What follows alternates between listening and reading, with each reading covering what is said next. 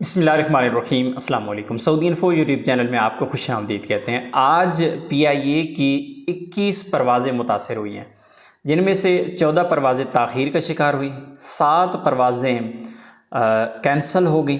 اور اس سے پہلے آپ نے پچھلے ہفتے میں بھی خبریں سنی ہوگی کہ کسی پی آئی اے کے جہاز کا ٹائر برسٹ ہو گیا ہے، کوئی پی آئی اے کا جہاز وہ ہنگامی لینڈنگ کر دی ہے، کسی پی آئی اے کے جہاز کو بخار ہو گیا ہے۔ بہت سارے مسائل پی آئی اے کے جہازوں کو اس وقت ہو رہے ہیں۔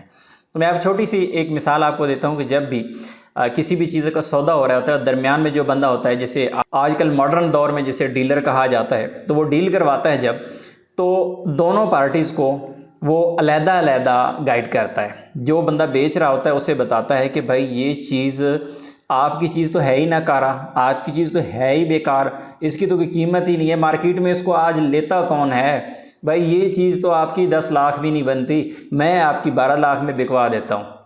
دوسری طرف جس نے لینا ہوتا ہے اسے کہتا ہے بھائی یہ چیزیں آج کل ملتی ہی نہیں ہیں، آپ کو یہ ڈھونڈنے سے بھی نہیں ملیں گی، چراغ لے کے گھومتے رہیں یہ چیز نہیں ملے گی، یہ چیز تو پورے 15 لاکھ کی ہے، میں آپ کو 14 لاکھ کی لے کے دے دیتا ہوں۔ یعنی ان کا مقصد یہ ہوتا ہے کہ ایک کو برائیاں بیان کرنا اور دوسرے کو اچھائیاں بیان کر کے اپنا کمیشن سیدھا کر لینا۔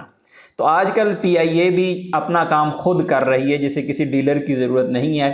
پی آئی اے پکار کے کہہ رہی ہے کہ کوئی ہے مجھے لینے والا، میرے اندر بہت خامیاں ہیں، اور وہ خامیاں ہمارے ٹی وی چینلز پہ ہر وقت چل رہی ہیں اور بتا رہی ہیں لوگوں کو کہ بھائی میں تو کچھ نہیں ہوں، میں تو ناکارہ ہوں، میں تو ٹکے کی نہیں ہوں، بس یہ حال ہو گیا ہے۔ اور آنے والے دنوں میں پتہ نہیں اس بد نصیب یا خوش نصیب جو بھی کہیں اس ایئر لائن کو کون خریدتا ہے، اور جب یہ خریدی جائے گی اور اس کے بعد یہ چلے گی تو ہو سکتا ہے کہ وہ اپنی پرانی چال دوبارہ سے اسے یاد آ جائے، جس چال پہ یہ کبھی چلا کرتی تھی، اور اس چال کی وجہ سے دنیا کی کتنی ایئر لائنز کو اس نے کھڑا کر دیا تھا۔ اپنی دعا میں یاد رکھیے گا۔ السلام علیکم۔